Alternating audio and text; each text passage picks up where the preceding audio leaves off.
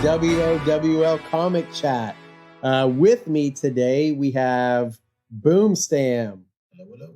The man that's in all 100 DCL servers somehow, and is helping moderate all of them. So awesome, and welcome, Boomstam. Next up, we have Digidax. Hey, guys, what's up? And then next, we have Hawkeye. Hey, everybody, how's it going? And Hawkeye's making a run to try to beat down some of the hackers in Siege this month for anybody that's following DCL. So good luck with that, Hawkeye. And so, real quick, we want to kind of run through, guys, a lot's happened. We've had a lot of time that's passed since last we got together. So does anybody, have any favorite DC things, anything that they want to share? We want to kind of talk through real quick before we kind of jump into all the fun stuff. I was really excited for the last couple of months, and World's Finest, they've actually been doing a Metamorpho story, which I don't think we're going to dive too deep in on that, but always like when weird characters like that show up in the comics. He's a personal favorite of mine. So. Oh yeah, for sure. Yeah, I've liked the comic so far. It kind of told a little bit more of his story, kind of introducing him again to probably some current readers. I haven't seen him like out and about a lot lately, but yeah, I agree. Anybody else, Boomstam or Digidax? You guys have anything? I don't know if you guys been reading Batman Joker, The Deadly Duo. I have not. Oh yeah, I mean, I've read it. I have. It's kind of weird seeing those two together, as partners. I don't know if you guys read. I don't remember what it's called, but it was the last book of Snyder and who was the artist? Capullo? Yeah, Capullo. Yeah, it was a story about Batman in the future where he was walking around with the head of the Joker. It kind of reminded me of that they kind of partnered up on that one. So that was kind of weird and fun. So I wonder how that will conclude. Okay, and so I have a interesting story, something that fun happened DC podcast-wise. So I am listening to our last episode, and we're all planning on getting into dinner. And we get in my vehicle, and all of a sudden, my headset turns into the car, and the car speakers start playing our podcast. So friends in the car, and one of my friends, we'll refer to her as Schwinnifer because she didn't want me to use her real name. She is like groans, oh God, comic book talk. I can't wait.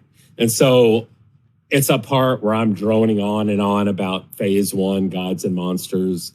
And all of a sudden, she hears Burger start to interject with Action Comics 1051 or something. And she was like, oh my God, who's that? I'm like, that's Burger from our podcast. She's like, Burger? He sounds like a sexier Ryan Seacrest. So and after that, she's hooked. She's listening. She's like, what's this Action Comics? What's this Lazarus Planet? We get to dinner, and the conversation actually steers towards comics. And then right afterwards, I'm like, wow, we actually had a dinner conversation about comics. We get back into the vehicle, and she's like, are you going to turn on Sexy Seacrest again so I can start listening to him? And I know when you shared that story, I was like, oh God, because actually I have this absolute aversion from listening to myself. And I know we did like a drawing the other day in the Owls, and I'm sitting there and I had to go back and play it a different way and record it a different way, so I had to listen to myself for 5 minutes. And so I hate it, but I'm glad to know somebody else out there did it, and it brought some people, it sounds like, talking about comics some more. So that's always good. Well, you have a huge fan that has told other people how sexy you sound. Well, Hawkeye always tells me that anyway, so I hear it all the time. Well, cool. Yeah. And so, I think for me, when I've looked at, some of the things that I've been most excited, about since last time we got on, one, we had our first contest. And I know Boom Stam is gonna cover our two winners. But I really like it. Obviously, we get to sit around and talk about things we love, things that we've loved, since we were kids. And to have people just listening to us a little bit while we do that is great. And so hopefully we can keep doing these things together, having fun as a group of friends who just like shooting the shit and kind of talking about things that we all like. So without further ado, let's have Boom Stam kind of cover our two winners. And then we'll reach out and he'll kind of go through like how we're going to reach out to give the prize. So Boom, you want to share who the two winners are?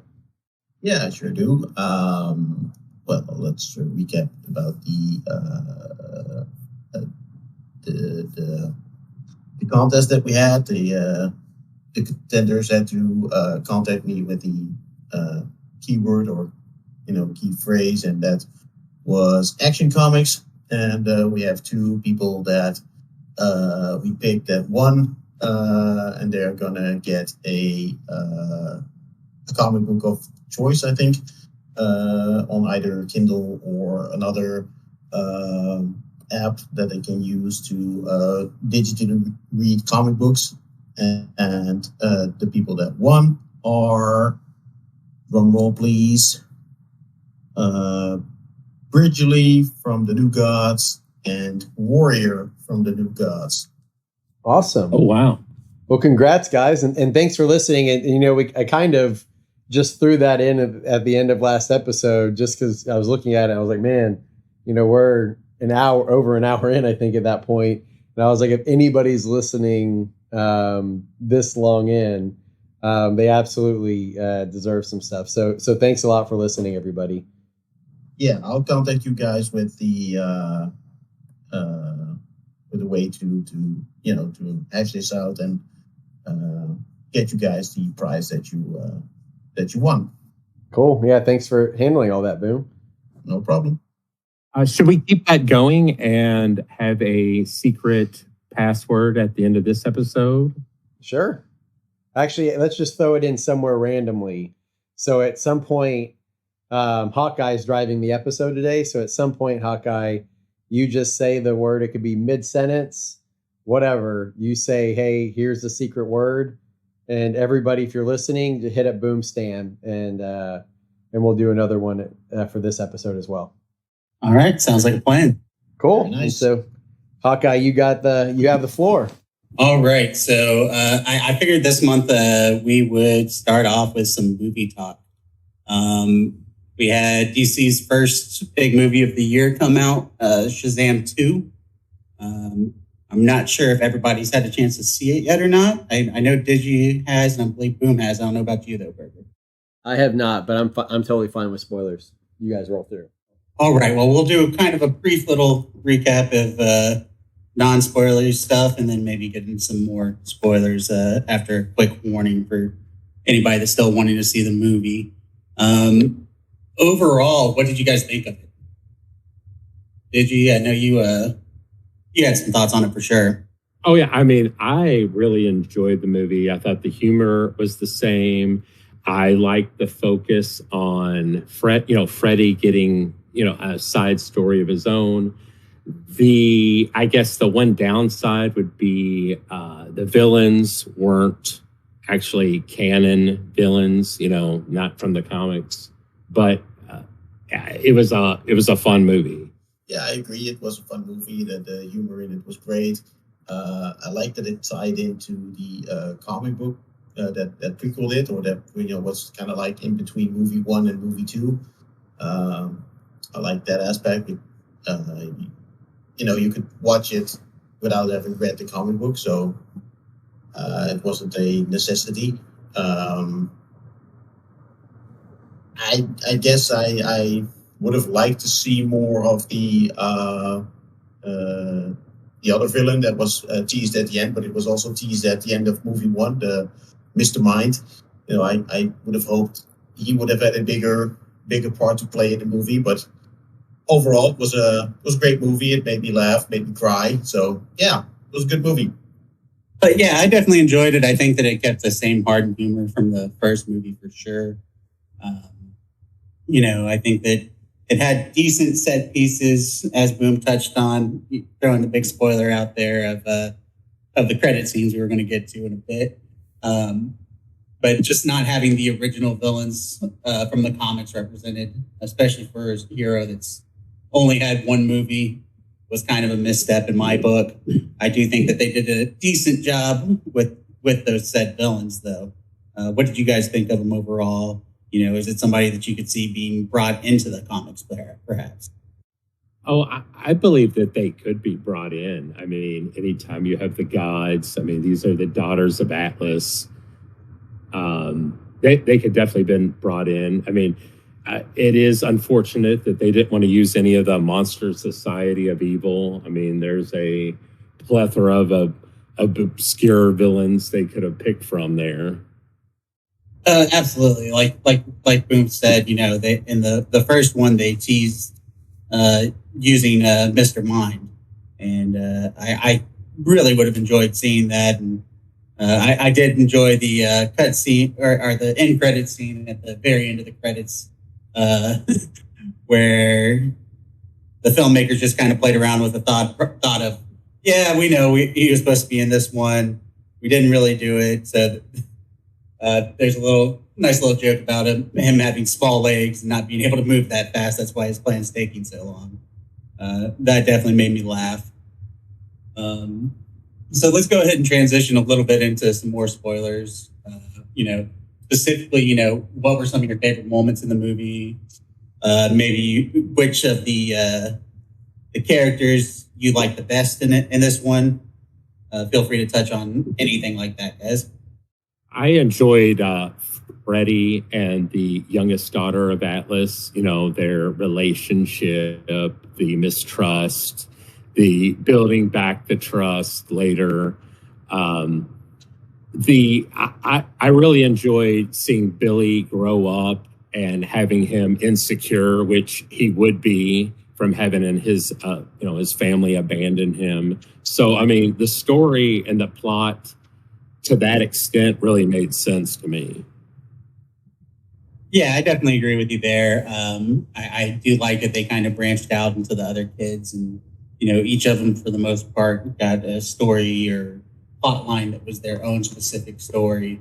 I thought that it was kind of enjoyable with the and I think with Darla, her payoff in the big final fight scene. I was cracking up in the movie theater with the whole unicorns and Skittles. Yeah, the Skittles, they brought it up early and they teased it, and then they had the good payoff with it. Yeah.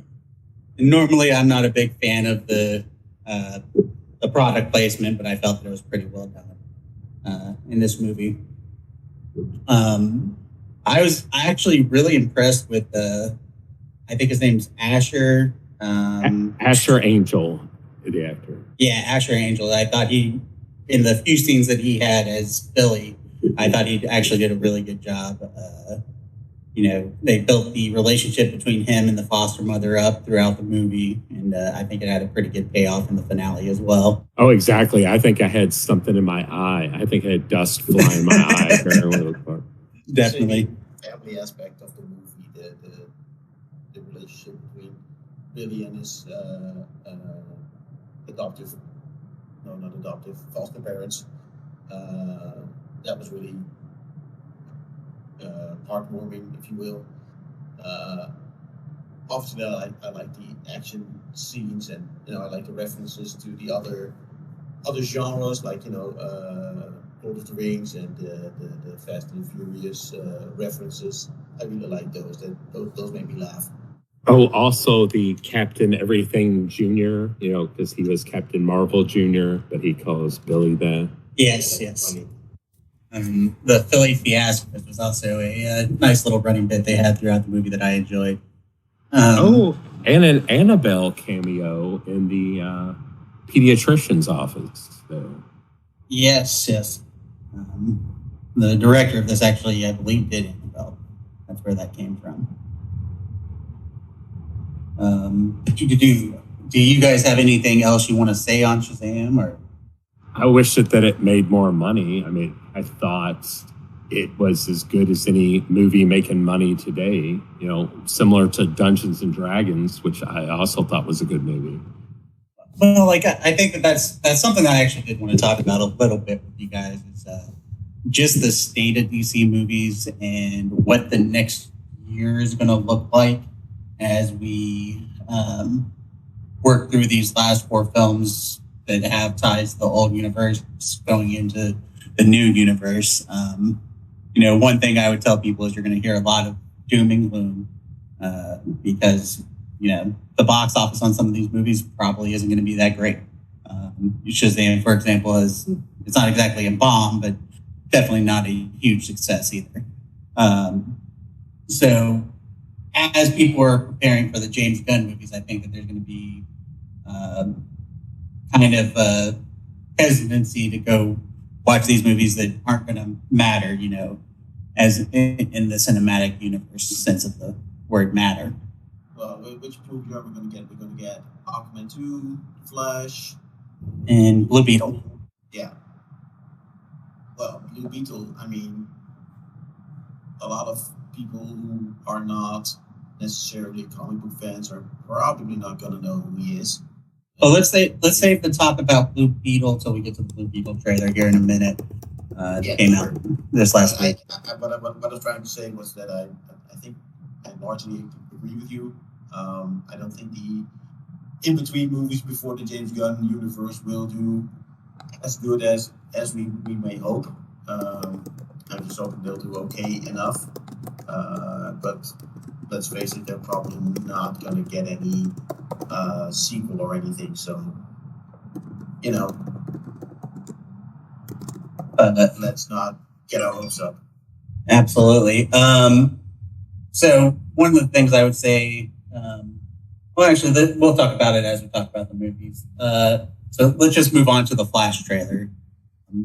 Have all three of you guys seen that? Yes, sir. Oh yeah, for sure. Yes. All right. So, what are your guys' thoughts on this one? I mean, one word, Keaton, right? I mean, he is, I think he's going to bring in some of the box office himself. Yeah, that's one thing. I think there's a lot of nostalgia for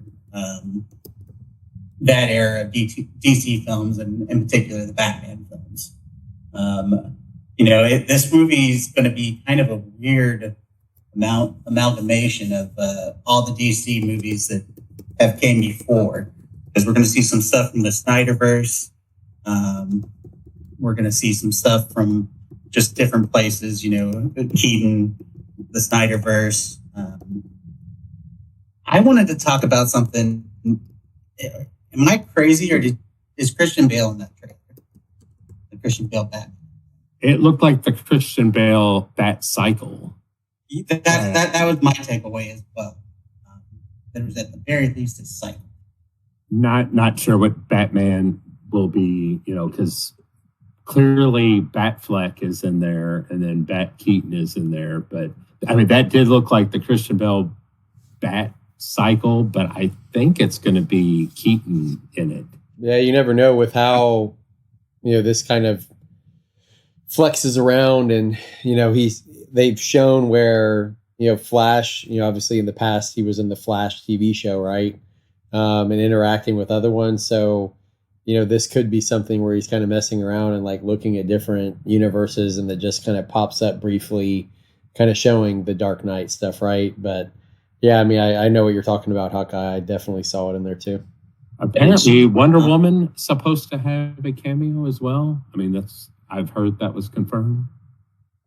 Are you sure that it's not just going to be Digimon Hansu in a Wonder Woman outfit, like in Shazam? maybe somebody else's face on Wonder Woman's body. Who knows? Has it been confirmed that Gal's going to play another Wonder Woman movie, or is this still up in the air?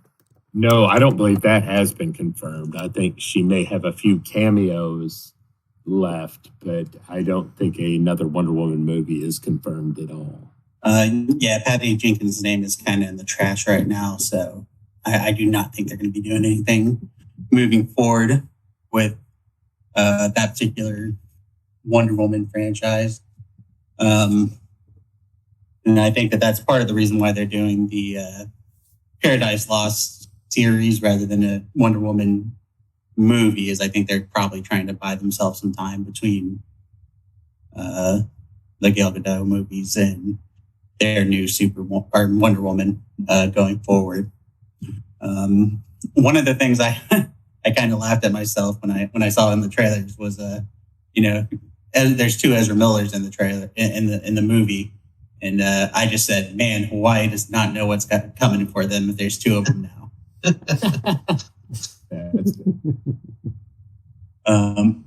Flash, and that's one of the things too that's really going to complicate things. Is, both Flash and Aquaman have a lot of baggage with them as far as how people feel about the actors in the movies, and also just how long the movies have taken to come out. That's the thing. I just hope that they get the chance to, finish their stories, if you will. That's why I'm kind of rooting for a third Wonder Woman movie, just to finish it up. And same with Aquaman. I mean, I just hope that they sort of finish their story that they wanted to tell.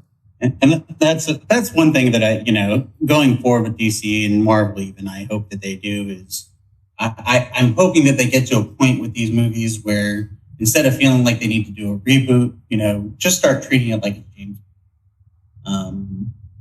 Just a new actor playing the role. You don't even have to acknowledge it. You might make a joke saying, "Oh, are you doing something different with your hair or something?" That way, we don't just have to retread from ground zero at all times. Maybe we get some blonde characters too. Aquaman, usually blonde. Barry, usually blonde. Supergirl, usually blonde. Exactly. I can't believe Flash is only like 2 months away at this point. It's pretty crazy when you consider that movie's been in some form of production for like 7 years now, that it's actually this close to coming out. Yeah. The one thing I will say about, comics, we're so used to having reboots, right? Like every time you turn around, there's like a crisis or something, right? So I do think, especially hardcore fans are pretty comfortable with it. And I think that's probably one of the things that you're seeing now with some of the latest comic book movies. I mean, you have a very public, changing of the guard, right? And so you have a very public, hey, here's the new people, they're outlining their new plan. Here's all these things that's going to happen. But at the same time, you have things that were in the works prior. And so I think, you're going to have like hardcore movie or hardcore DC people go check out these movies no matter what, because, we love the characters, we love all that stuff. But the people that are kind of like that see any of this in the news, that are on the fence with some of it, that are like, hey, I like the fact that it kind of tells a continuous story and it ties all these bits and pieces together, and kind of pulls together this cool universe and gives us somebody to root for over a long period of time. They, like those casual people that kind of do it, like they may be turned off. And then also I'm sure there's probably something with like the marketing as well. Like, if that it's not necessarily the way forward, and you have the option of, hey, we're going to drop millions and millions of dollars in marketing, or hey, let's just hold on to it. Let's let the movies roll. And there you go. And then, just kind of see what happens later. I think there's a few different aspects that are kind of affecting the movies now, and that we might continue to see. But I do think Flash is going to be, I bet it's, regardless of everything that's been happening publicly with actors and stuff, like I think it's going to be a good movie, and I think it's going to get a lot of hype, because that'll be what resets everything, right? So yeah, I'm kind of looking forward to that as well. The reset, just to, well, not exactly wipe the slate clean, but just get a fresh start and give the new universe from James Gunn a chance. Just don't shoot it down before it's actually started yet. All right. So just to keep things moving along, just because we're already looking at almost 30 minutes in, what did you guys think of the Blue Beetle trailer? I only have one question for Digi. How excited were you that the bug from Ted Kord was in the trailer? Oh, yeah, I'm ecstatic about it. I mean, if Ted Kord's in this movie, I mean, I'm going to go see it regardless, but yeah, I'm extremely excited about it. I end up thinking that this might end up being a sleeper hit. One of the things I was talking to Digi about the other night is this is going to be the first Hispanic superhero. So I could very, very easily see folks rallying behind this much in the way that Black Panther was rallied behind when it came out. I think between that, having a younger superhero, kind of in the vein of Spider-Man, combined with, having the Hispanic background, I think that it definitely has the makings of something that could surprise a lot of people at the box office. And Victoria Kord, Ted's sister, seems to be the main antagonist from, what we can see from the trailer.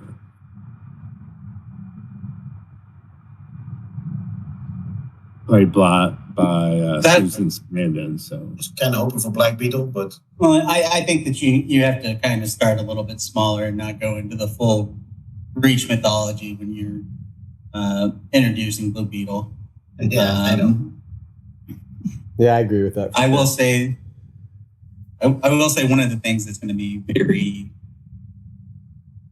confusing is James Gunn's been pretty public on this, that this movie could kind of be either in or out of the new universe. And I really think that they're just kind of hedging their bets. And if it's a big hit, then they'll bring it with them. If it's a dud, then, we'll probably see Ted Kord when the Booster Gold stuff starts coming out. That makes sense. Yeah, exactly. I don't see him listed on IMDb or in any of the credits, the Ted Kord character. So, and that's one thing I would say too, is I think that you could possibly see it being some kind of in-credit stinger where maybe he's introduced. Especially if the box office tracking looks right, they might say, "Hey, let's introduce Ted for setting up the DCU with Booster." So. Definitely excited to see more of this. I thought the trailer looked really solid. I thought the suit looked awesome. Hopefully, when this comes out in August, maybe DCL gets a solid Blue Beetle rework instead of absolute garbage we've been stuck with. So you don't like the current one? So moving on, we do have one other big piece of information that was dropped. And that is James Mangold is going to be writing and directing Swamp Thing. Mangold did Ford versus Ferrari, did Copland way back in the day. He's doing the new Indiana Jones movie that's coming out this year. And he also has some comic book chops because he was the director of Logan, one of the best superhero movies ever made. So I think that's an exciting pairing, and I'm glad to see that Gunn and Safran are going out and getting some very top line talent for this first phase of the new DC universe. You guys got anything you want to add to that? Yeah, if he can have Harrison Ford run around, he's doing a damn good job. Indiana Jones and the prostate check. I think, is that what this one's called? I do not think so. I think it's the prostate of doom, actually. Even better. That actually sounds pretty scary. Pretty scary. So we're not going to dwell on this too much. I am going to give you guys an assignment, though, for the next time we record an episode. Yeah. I want you guys to come up with a character and director pairing that you would love to see in the new DC universe. You can either look at the stuff that's already been announced and pair it up with the director, or you can decide you want to go off kilter and come up with your own pairing. with a character that hadn't been announced for a movie yet. Either one's fine. But that whenever we record next time, I want some answers to that question, guys. Perfect. Hey, James Cameron, Aquaman. No, I'm just joking. All right. So we are a comic talk show, not a comic book movie talk show. So let's dive into the comic books. And this week we had the wrap of probably one of the best events DC has done in quite some time. The 1 Minute War that wrapped up in Flash Comics this week. Jeremy Adams has been absolutely killing it on the Flash. He's had so many great issues, great storylines. He's really made the Flash fun again.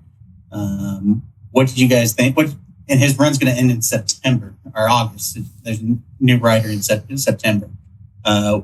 So what have you guys thought about his run? What do you guys think about the event? And other than that, what do you want to see him do next, maybe?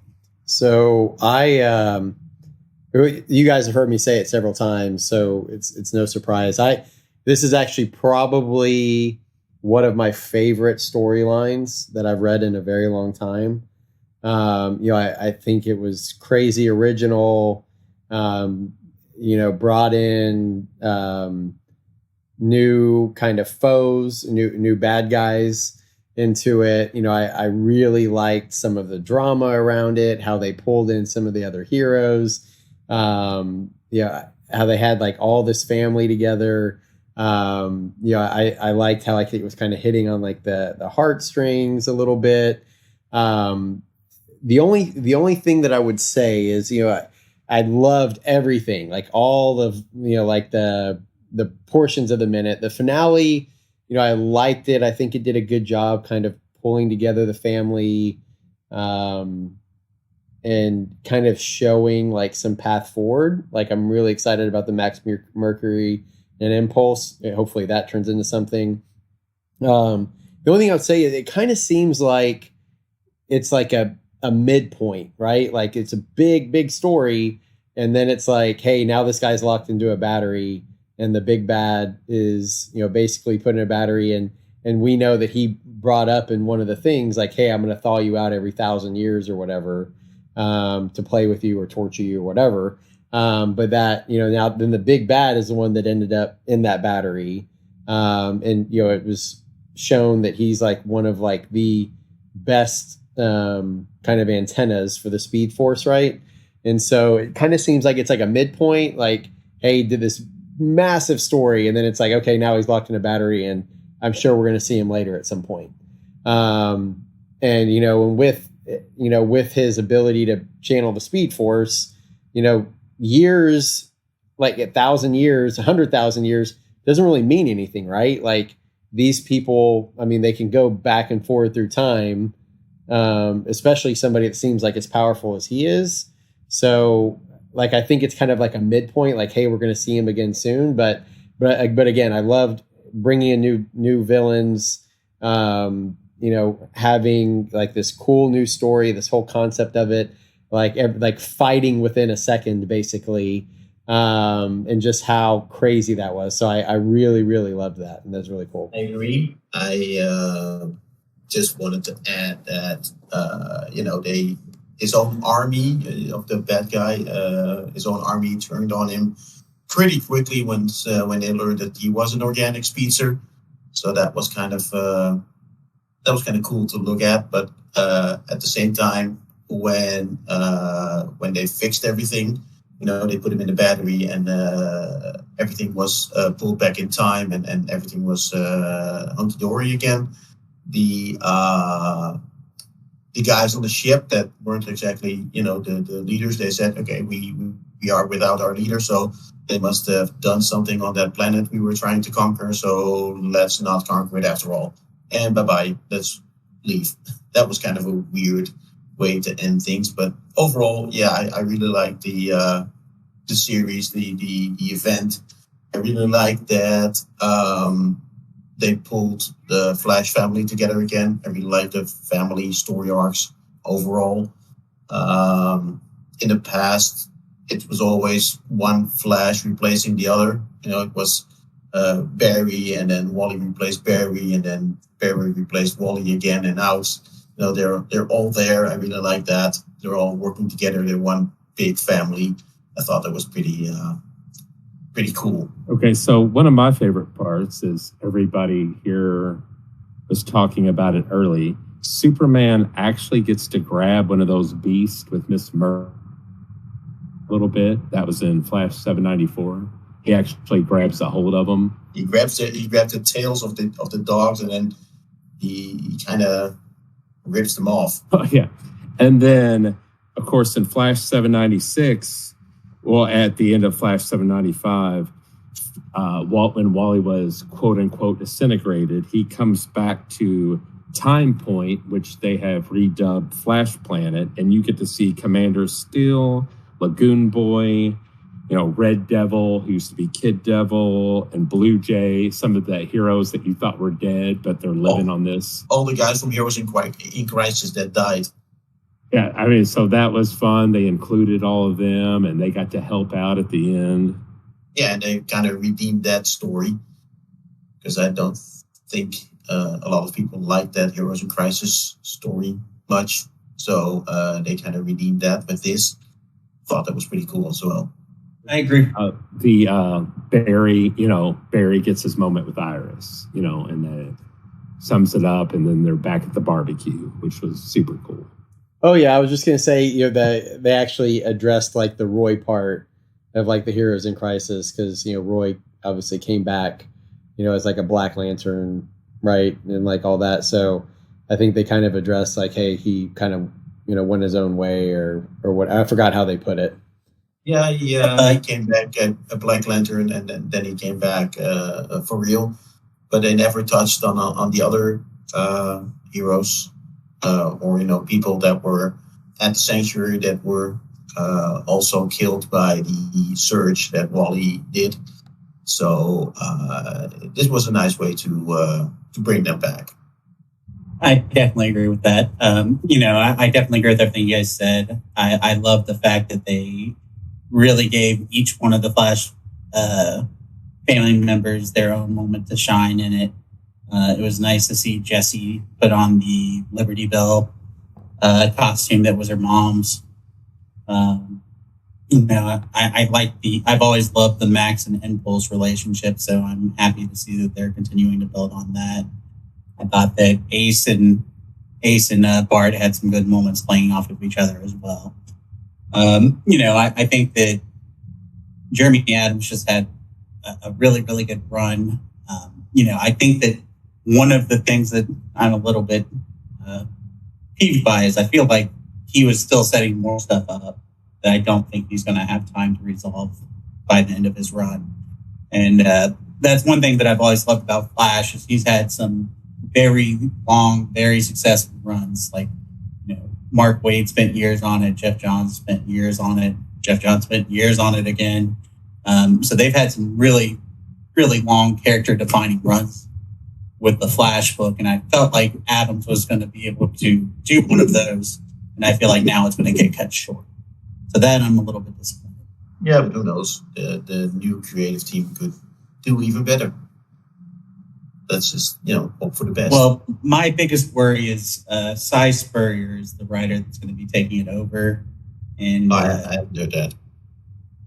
And I want to say in his interview, he was saying stuff like cosmic horror. Nothing doesn't scream the Flash to me like cosmic horror. So that kind of worries me that a lot of the groundwork that Jeremy Adams set up is going to be either ignored or at the very least put on the back burner. And I don't know whether the Flash family is going to be the focus or not. Because to relate to another book that we're probably not going to discuss until next month, just because it's going to wrap up next month, is Stargirl and the Lost Children. There is a character named Judy Garrick in that. I would have really, really liked to see Jeremy Adams be able to work with her after that series wraps and incorporating her into the Flash family. And that's something that we're not going to get. Yeah, I agree.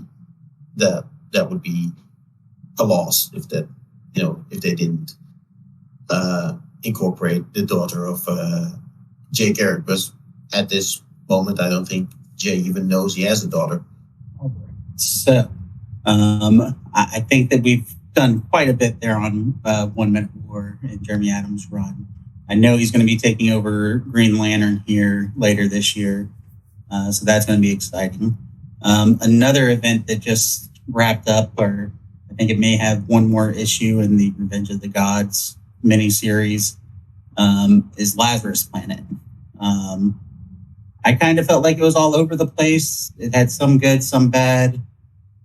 I felt like the tie-ins were pretty strong. Lots of characters introduced and reintroduced. What did you guys like and dislike about that? I liked Yara Flor coming back to help Billy when Wonder Woman was flip-flopping. Like, her allegiance is there. Yeah, so I like kind of the premise, but I agree. I think Lazarus Planet's been like all over the place. We still don't have like a true reason why what's happening is happening. And so hopefully, that is kind of answered, like why like the gods are doing what they're doing right now, outside of just, kind of being tired of being forgotten and they want to be worshipped, I guess. But I think it'll be interesting. I know, this last comic, had them making it to Olympus, right? And then Yara Flor and Billy go up there, kind of, ask for answers. And then all of a sudden at the end, you see, the wizard Shazam come out, Marmagan or whatever, and, comes out and, Billy's kind of like flabbergasted, like, what the heck's going on? And then obviously there's spoilers into the next book, because if you look at like the cover of the next book, like it kind of shows, Billy in chains, looking physically, just drained. And so it'd be interesting to kind of see where this is going. But, Lazarus Planet, I think, started off like it was a kind of a cool concept, what was going on, but then it kind of just seems like it's all choppy and kind of thrown together, and they rushed something that should have probably been a lot longer and more in depth, and kind of just tried to cobble it all together. And it's okay, but it's definitely not something that I'm crazy excited about. Like when I get those books in, Lazarus Planet ones are generally one of the last books that I get when they come in every week, or that I read. I definitely felt it could have used more of a main book that was kind of the driving force behind it. I felt that it interrupted a lot of books rather than being its own thing. It kind of had its tentacles in a lot of other books that it definitely didn't need to. I do feel like that the beignets and all the one-shots set up a lot of interesting stories. I really enjoyed the Renee Montoya one. Also enjoyed the Firestorm ones. It's nice to see some classic characters coming back to the fold with those. I just hope that they kind of pay off what they set up with those. So moving on here, so we can try to hit up all the books that we have on our list here. One of the things we wanted to talk about was Action Comics 1052 and 1053, as well as the first one or two issues of Superman and John Kent. So let's just kind of do a whole Kryptonian section here, guys. I know you put several of these books on the list, so go ahead and hit the points you want to talk on there, sir.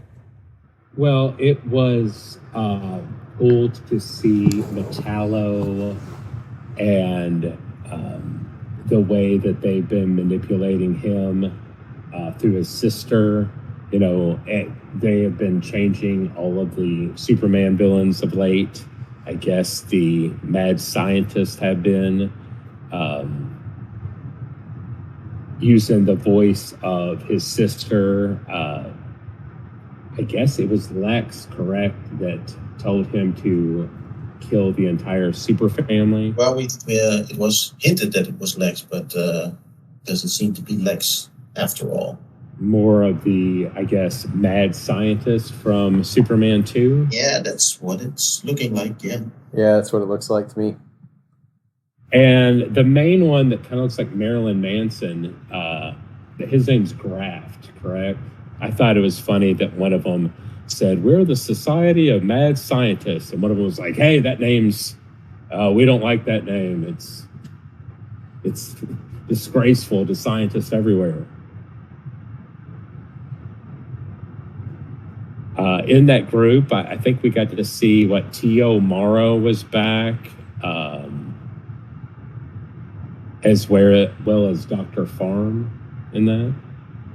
Yeah, I also think, wasn't Ivo there as well? But yeah, it was definitely a nice little thing to introduce with the kind of Society of Mad Scientists.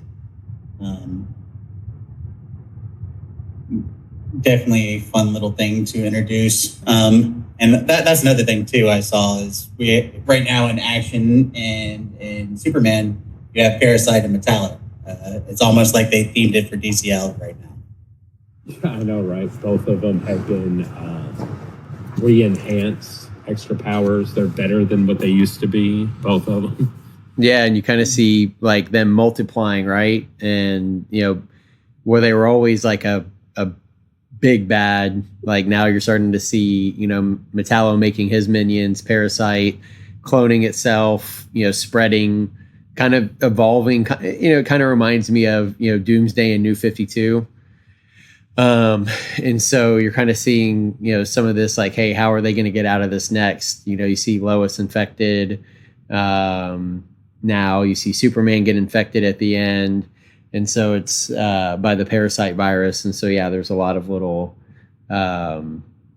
it's like, hey, these things are like, it was always bad, like with this one being running around. Now, just look how exponentially bad it is getting, or, the little army that Metallo is kind of putting together of all these individuals. So is this Marilyn Moonlight? Was Superman 2 her first appearance? And I mean, I can see her coming into play because she did recharge Superman with Moonlight, and he comment about that. Yes, that was her first appearance, and she will be in DCL next month, most likely. With everybody going, who is this? Just kidding. Well, that's what happens a lot of times, right? Like a random person comes in. But no, I thought it was, obviously it showed flashbacks, so I'm sure there's going to be more story to it.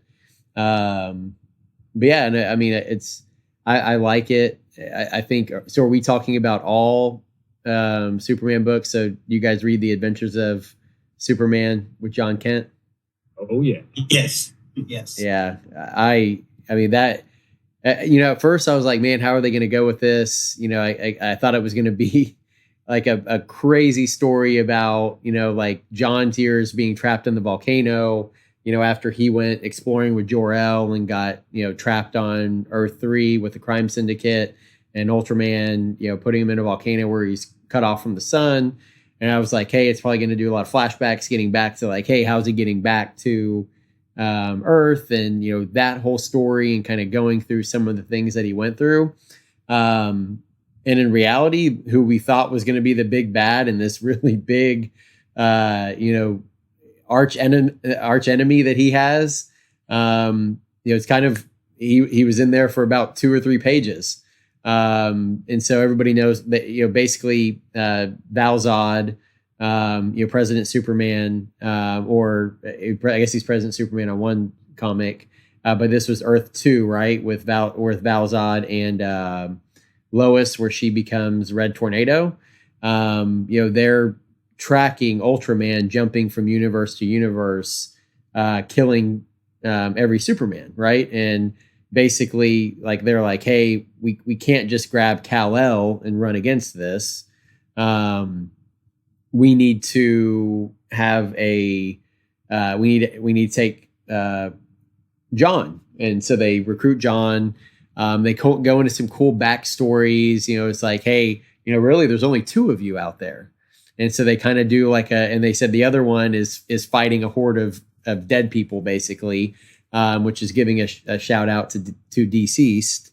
story, which I really, really am enjoying those comic books as well. But so it gives a shout out to that, but kind of says, hey, like, you're a rarity. Like everywhere else, like you're either really young or you're not there.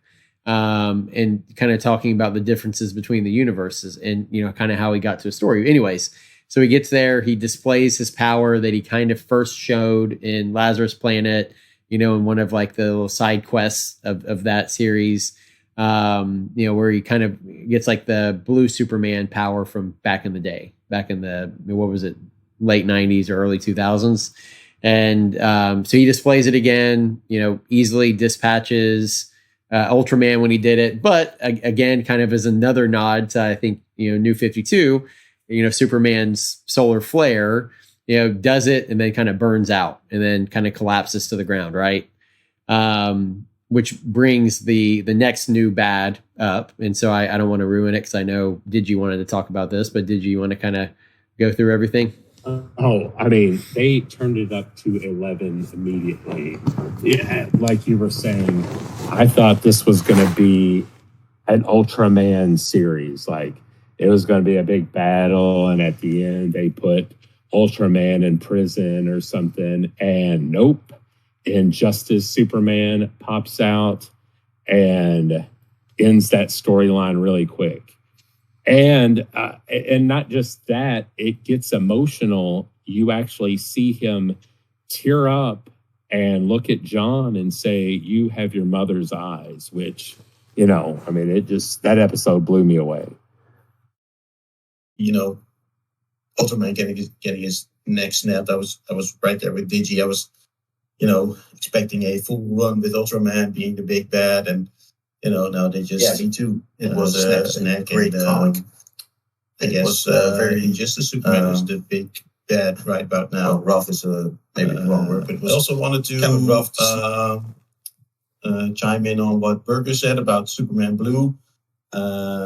John actually displayed those powers before, but in a different book. It was in, I think it was in The Adventures of the Super Sons.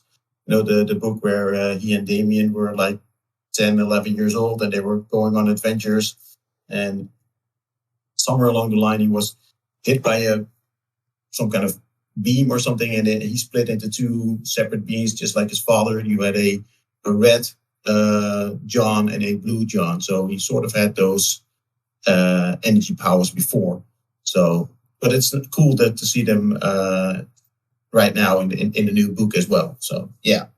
Right. I think we... Go ahead. Did you? Sorry. Well, considering that every super family member has their own thing, like Connor's going to be going out, and you have the super twins right now from WROL. I think they wanted to give John like just a different type of identity, and this whole blue John, I think, it works. Where they want to run with. Yeah, and I like it. All right. So, just because we're starting to get long in the teeth here, I want to kind of hit. We got 4 more books to hit, and we're going to drop something off to maybe another episode in the future there for that last question we had. Superman Lost. I am not sure which one of you guys put that on there to talk about. I believe it was Boom Sam. I did, yeah. I have not touched that book, so I have nothing to say on it. Boom, fill us in. Well, it's about Superman and Lois and, how they are, going about their day. And then Superman gets called away for a mission with the Justice League. There is a ship. I think it was the Chinese that reported a submarine missing or something, but it turns out to be an alien ship. It turns out to be having a what's it called, the distress signal that was sent out, and it actually has a sort of time drive or something, and it creates a black hole when it's about to explode. So all the guys from the Justice League are having to go and save the ship, save the crew, but only Superman can go in to the black hole and try to stop it at its source. So they make a big tether with Wonder Woman's lasso, and all the Justice Leaguers are kind of like an anchor to Superman. But it is revealed later that Superman was lost. He was lost in the black hole. And then the next panel, you see Batman knocking on Lois's door, about to bring her the bad news that they lost Superman. And then he finds Superman in his own living room, and he's surprised. And then Lois is like, "Why are you surprised to see him in his own house?" And then Superman just drops the bomb and says, "Lois, I've been gone for the last 20 years." And that's basically the book in a nutshell. And I wonder. I'm looking forward to how this is gonna play out. And I think they're gonna show us what happened in the last 20 years or something. But I'm more curious about how it will affect the relationship between Lois and Clark. How Lois will react to it.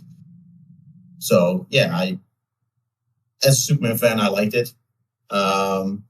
And I wonder what you guys will think of it when you eventually read it. I don't know if anyone yet has read it. Maybe Digi. Oh yeah. No, I read it. I'll say this. There's like one page in there that, Lois, she's writing her book. Superman heads out. She kind of falls asleep writing, right? And then, she wakes up and, walks in the living room, is like, "Oh, Clark, what are you doing?" And he's just like standing there. And I think there's like it's either half page or full page of him just like standing there in their living room, head held kind of low, kind of like frozen, like kind of like, "Oh shit, what just happened to me?" type thing, right? And and I think that, is one of the like most powerful like images that you've kind of seen. Like normally when you think of Superman, you don't think of him looking like that. You've seen him like being tested physically, right? Mentally, or like, all this stuff, but like just like that look of him, like it was really powerful. And so I really was like, man, like that shows a lot. And so I'm really excited about how this series is going to go. I'm a big fan. I know there's a lot of cliffhangers all throughout the first book. It seems like, just based off the covers of like the second one, that it's going to open it up to some of what happened. And so I'm really, really excited about it. And I wish this was something that, wasn't a once a month book. Just because I think this is going to be one that, when it wraps up, that we're all going to look back and say, "Hey, this is a really, really badass storyline." Yeah, I hope so too. And I haven't. I know the writer, Christian or Christoph Priest. I know he did Deathstroke in the past, so he doesn't strike me as a big Superman writer. But I hope he makes it work. You guys definitely made a compelling case for it. Did you have you read the book at all? I have the book. I have not read it. I am probably going to wait until it comes out as a trade, but you guys definitely have me interested, and I will have to give it a look here once it's collected. So moving on, we also had the Joker, The Man Who Stopped Laughing. Again, not a book I've looked at or had on my list. So who put that on there? And feel free to jump on it. I did. I did. Right. And it's a book that continues the Joker book. The 10 to 12 issues about the Joker, where he basically goes on a holiday, in a kind of like a resort for supervillains, where they can just go on holiday and relax. Well, to wait and plan their next mayhem, I suppose. And this is a continuation of that. What I thought was cool that we had different types of Jokers again, but unlike the book The Three Jokers, it feels like there were different kind of Jokers. In the Three Jokers book, we had a definite type of Joker. We had like the mob boss Joker, and we had the clown Joker, and we had more like the regular Joker that we know right now. And the three Jokers that were in this book, they all felt like the real Joker to me. They all felt like the real deal. It turns out that one of them is Clayface, but there are still two of them around. So I wonder who the other, which one is the real one, and it still has you guessing which is the real Joker, and makes you think about who the other Joker could be. So he must be a real tough cookie because he survives getting shot, getting burned. It's a cool book. I also recommend it. One of them is the British Joker, right? Or is that one of his? No, that's one of the backup stories. That's one of the backup stories where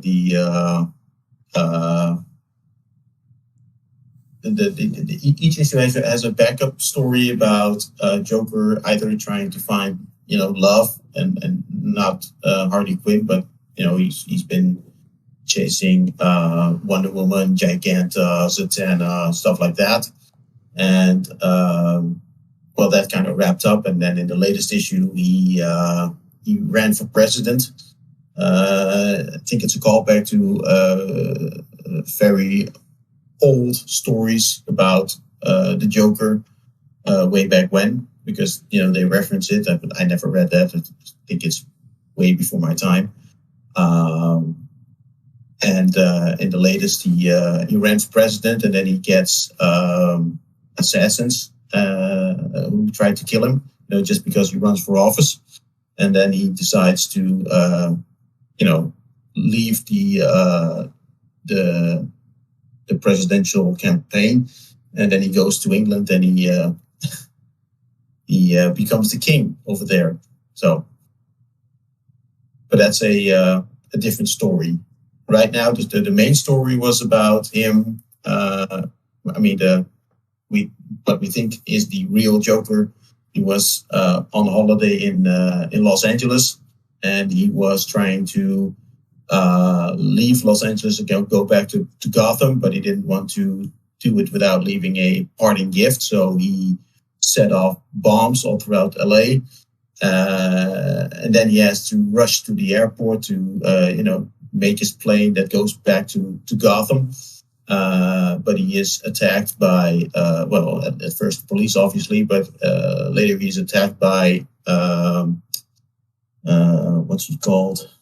She's called the Manhunter, the lady in the red suit and the mask with the bow stick, and she and she tries to drown him in the LA River. That's how the latest issue ends. But at the same time, we have a different Joker that's still running around. I will say that book sounds absolutely nuts based off what you've tried so far. It is. Burger, did either one of you guys read this book? Or I have not. Yeah, I've read it, but I was skimming through it. If I could recommend one new book as to, I guess, draw new readers in, it would be Doom Patrol #1. They basically, set the team up, and it's Robot Man. The chief is actually Crazy J, and then they have a new character called Beast Girl, and they come to Batman's on the scene, and to get this new metahuman under control, whose name is Degenerate, and they kind of, I guess, get him for the team. So basically the whole issue is about them setting up the team and getting it started. And then the two ending pieces, you see that General Mortis is trying to get Peacemaker on their case, to track them down. And you also see their longtime villain, Monsieur Mala and the Brain, and Monsieur Mala actually smashes the brain, and that's the end of the episode. But it's a very good jumping on point if you're looking for a new series. I mean, I did recommend Doom Patrol 1, or the Unstoppable Doom Patrol 1. It actually started in one of the one-shots from Lazarus Planet. It had a little Doom Patrol story in it. And this issue from Doom Patrol continues on that first starter that it had. All right. So we are super late in the episode again. I am going to... I want to still touch on one more book, but I do want to throw out our Praise That Pays, and that is going to be Chocolate Egg Cream. And if you can explain to Boomstam where that comes from, you'll get an extra entry into the drawing as well.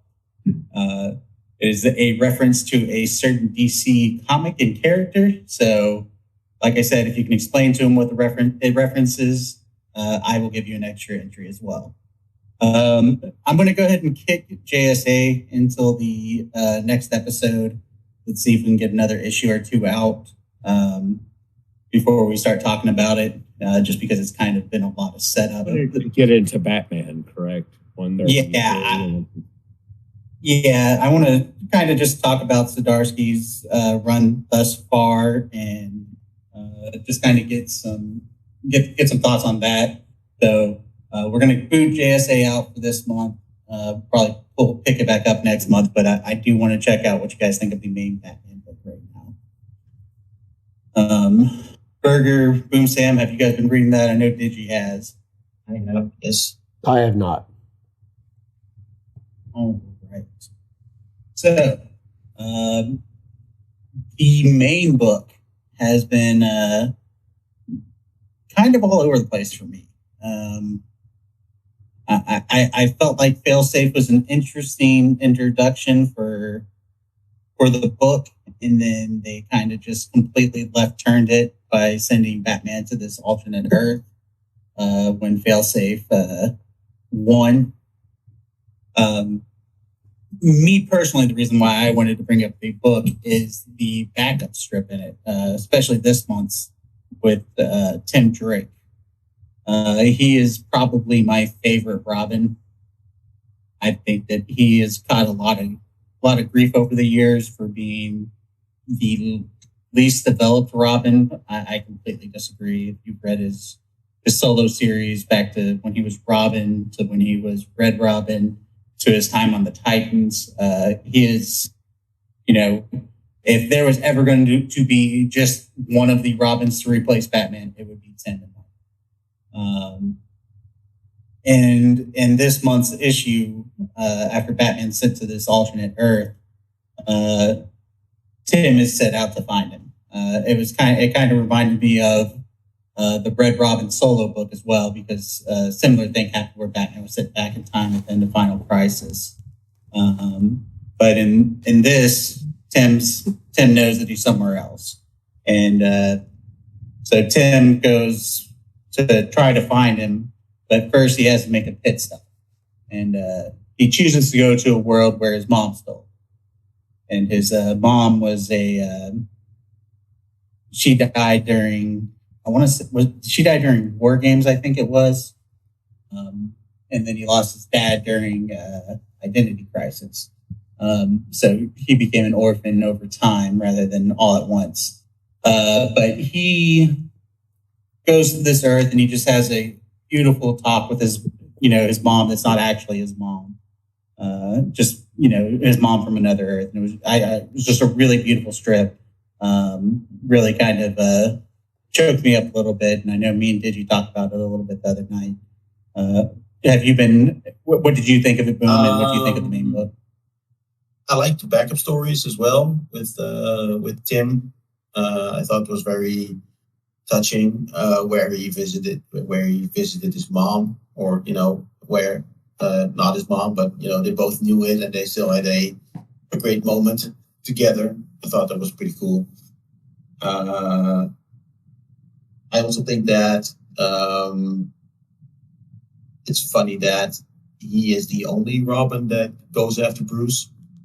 He's at the start of the backup story. He's trying to convince the other members of the Bat family that Batman is still alive, and he's frustrated that the other guys don't really, believe him, and the other guys are like, he'll come back, but he's the only one that's actively going after him, actively going after Bruce. So that's saying something. Considering he's never disappeared into the multiverse before, right? Yeah, exactly. And even he himself has disappeared before, but that's something else entirely. The main book, what I liked about the main book was seeing the different versions of the villains of Batman. You have a Two-Face, Harvey Dent, who's amped up on Venom. We had a similar but different version of Ghost. What was his name again? Ghostmaker. Yeah, and now he had a different Ghostmaker or something.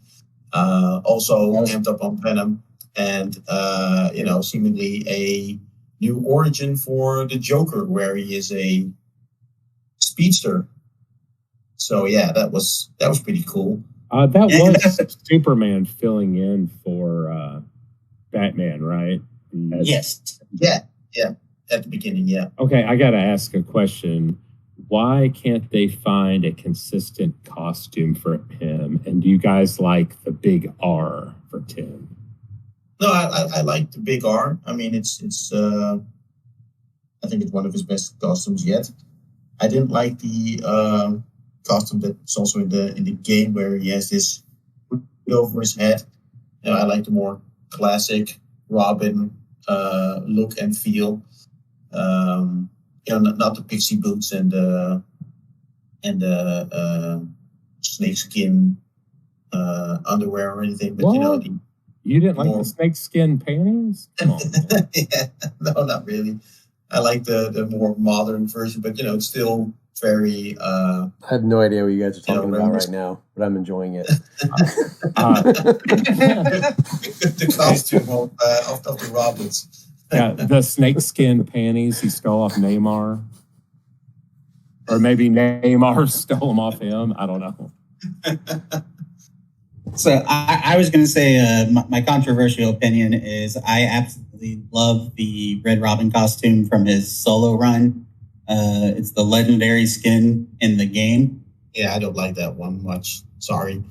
It's funny too. I think that is what set him apart. I know what Night in Kingdom Come did for Tim. I just think it's a super clean costume. It's super simple, but at the same time, it's distinct. It stands out. I think that it's a solid design. If I was in charge, that would be Tim's costume. And then they called him Drake for a while. I mean, that didn't really help you much. I actually hated that when they called him Drake. Yes. Because if you have a secret identity and you go by your superhero name as just your last name, that's a pretty bad secret identity. The one that I can stand is just basic. That was the New 52 kind of skin. With the wings, they just show girl wings. Yeah. Oh right, yeah. That one was absolute trash. It stuck around for way too long. Yeah. And just to touch on it, one of the things I hate right now about DC is I really think that the main Batman book, as well as Detective Comics, I don't really care for either book right now. Is it the artwork that's taking you out of it? Because that's what's kind of taken me away from Detective, at least. It's the artwork. It's more the writing for me. I dropped it a couple issues in. Ram V, to me, I like what he's done in the past on books like Swamp Thing and Justice League Dark, but I just don't think he's a great fit for Batman. Agreed. I agree. And also, what I was talking to Digi about this earlier. It feels like with Batman, it's just one thing after another. There's just no respite for him. There's no little break for him. With the Superman books, you have little. Either you have a full issue where he just does things with his family or something, or just moments in between.